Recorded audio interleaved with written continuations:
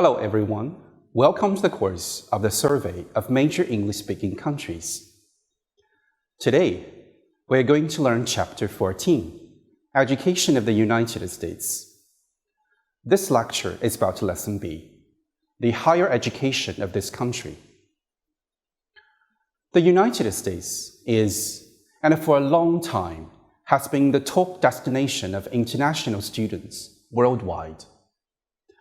Far fewer students in the country go abroad for their education, either for a degree or short-term credit. The higher education in the United States is famous for its high quality, serving as institutions preserving knowledge, culture, and civilization, advancing the national interest and research, and growing the global economy. The higher education is also famed for its large scale and internationalization.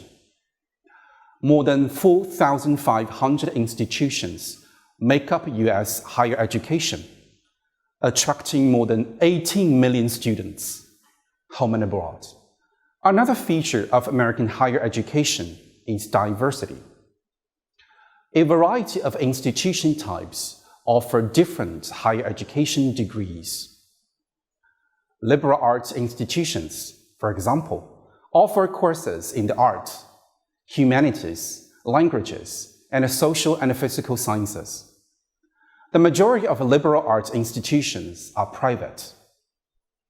Private colleges and universities are funded by a combination of endowments, gifts from alumni, research grants, and tuition fees. Private colleges and universities are usually smaller than public institutions and can have a religious affiliation or be single-sex schools. With the variety of available U.S. higher education options, students are sure to find the right fit for their academic, financial, and personal needs. Every year, almost 2 million students go on for higher education after graduating from high school. In addition to learning a school's entrance requirements and its tuition and fees, American students have a lot of questions to think about before choosing a college or university. The first question are what degrees does the school offer and how long does it take to earn one? At the undergraduate level, a 4-year course of study is traditionally offered in such subjects as history, language, and philosophy. Most of the colleges and universities also offer a Bachelor of Science degree in physics, chemistry, or other scientific subjects. A technical training institution offering such courses as agriculture or business offers courses of varying lengths, and community college studies last 2 years. Graduate schools in America award master's and doctor's degrees in both the arts and science. The courses for most graduate degree can be completed in 2 to 4 years. But if a graduate program requires original research, a student could spend many additional months or even years in a university library or laboratory. The second question American students concerned about are, what curricula does the college or university offer, and what are the requirements for earning a degree? In American university, each college and graduate school has its own curriculum. At the undergraduate level, there may be some courses that every student has to take. But students do select their majors. That is the field in which they want their degree, plus a specific number of electives, the courses that are not required, but that students may choose. The National Institute of Education reports that a total of more than 1,000 majors are offered in American colleges and universities. Typically, An undergraduate student has to earn a certain number of credits in order to receive a degree at the end of the 4 years of college. Credits are earned by attending lectures and by successfully completing assignments and examinations. 1 credit usually equals 1 hour of class per week in a single course. A course may last 10 to 16 weeks, which is usually the length of a semester. The students may also concern about whether the college or university is a public institution or a private one, and whether it is a religious school. The United States does not have a national school system, but each of the 50 states operates its own universities. Both the public and the private colleges depend on 3 sources of income: student tuition, endowments from the wealthy benefactors, charity organizations, and government funding. Some endowments are very large. Harvard, Princeton, MIT, and Yale universities have more than $20 billion each year. Public institutions receive a large proportion of public tax money. About a quarter of all schools of higher education in the country are privately operated by religious organizations. Most are open to schools of different faith, but in some religious schools, all students are required to attend religious services. Any of the higher institutions, in any category, might be either public or private, depending on the source of its funding. There is no clear or inevitable distinction in terms of quality of education offered between the institutions which are publicly or privately funded. Many universities and colleges, both public and private, have gained reputations for offering particularly challenging courses and for providing their students with a higher quality of education. The great majority are generally regarded as quite satisfactory. A few other institutions, conversely, provide only adequate education, and students attend classes, pass examinations, and graduate as merely competent, but no outstanding scholars and professionals. The factors determining whether an institution is one with the best prestige are quality of teaching faculty, quality of research facilities, amount of funding available for libraries, special programs, the competence and number of the applicants for admission, and how selective the institution can be in choosing the students. All of these factors reinforce one another simply by being admitted into one of the most respected universities in the United States. Like Ivy League universities, MIT, Stanford, Duke, Caltech, Boston University, and many others, a high school graduate achieves a degree of success.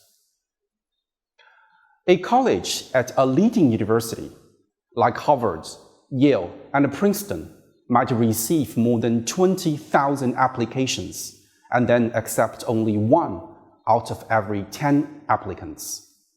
Successful applicants at such colleges are usually chosen on the basis of following 4 aspects: the high school academic records, recommendations from their high school teachers or experts, the impression they make during the interviews at the university, the self-introduction letter or the self-recommendations, and their scores on the scholastic aptitude tests, the SATs. When looking at potential students' high school records, the University Admissions Office will consider whether the students have taken courses in high school that will prepare them for more difficult coursework. The Admissions Office will also consider the student's GPA, which is a quantitative figure averaging a student's accumulated grades. University admission officers also like to see applications from students who have taken part in extracurricular activities, such as theater or art clubs, scholastic clubs, or athletic teams. Participation in these kind of activities demonstrates that the students has learned valuable skills, such as the teamwork and leadership. Universities will often require that applicants write an essay as part of their application. Each admissions office determines the length and the content of the essay. The applicant may also be required to have a personal interview with the representative from the admissions office. The first 2 years of study, the students will generally be required to take a wide variety of classes in different subjects, commonly known as prerequisite courses: literature, science, the social sciences, the arts, history, and so forth.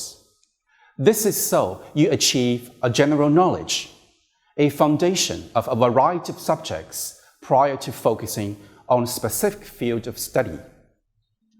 Many students choose to study at a community college in order to complete the first 2 years of prerequisite courses. They will earn an Associate of Arts AA degree and then transfer to a 4-year university or college, which will save them a lot of money from the tuition and fees. A major is the specific field of study in which your degree is focused. For example, if someone's major is journalism, they will earn a bachelor degree of arts in journalism. You will be required to take a certain number of courses in this field in order to meet the degree requirements of your major. You must choose your major by the beginning of your 3rd year of school. A very unique characteristic of the American higher education system is that you can change your major multiple times if you want. It is extremely common for American students to switch majors at some point in their undergraduate studies. Often, students discover a different field that they are interested in or enjoy. The American education system is very flexible. But keep in mind, though, that switching majors may result in more courses, which means more time and money. University classes range from large lectures with several hundred students to smaller classes and seminars, the discussion classes, with only a few students. The American university classroom atmosphere is very dynamic. Students will be expected to share your opinion, argue your point, participate in class discussions, and give presentations. International students find these one of the most surprising aspects of the American education system. Each week, professors usually assign textbook and other readings. Students will be expected to keep up to date with the required readings and homework so they can participate in class discussions and understand the lectures. Certain degree programs also require students to spend time in the laboratory. In general, higher education has always been an engine for both the American economy and democracy. President Thomas Jefferson advocated public higher education to foster an informed citizenship and also as an investment in the nation's economic future. To be sure, not all Americans have benefited equally from the higher education. Particularly students from low-income or minority ethnic groups have been, and still are, poorly served at all levels of education. Rapidly rising tuitions in recent decades have converted the country's elite universities and colleges into a domain for the children of the wealthy. for only they can afford the price of admission. The average tuition for the single year at the United States' most elite universities is more than the average annual income of the American citizens. Nevertheless, by any real-world standard, the United States is taking the lead of the world in higher education, and its leadership was acknowledged by its reputation and high quality. There is no question that American higher education is one of the greatest success stories of the 20th century. A success that expanded the economy and built the American middle class and social structure. In the United States, it is generally recognized that there are abundant desirable institutions to study. Though not always, the more desirable institutions are generally more costly to attend. Having graduated from one of the respected universities may bring distinct advantages as the individual seeks employment opportunities and social mobilities within the society.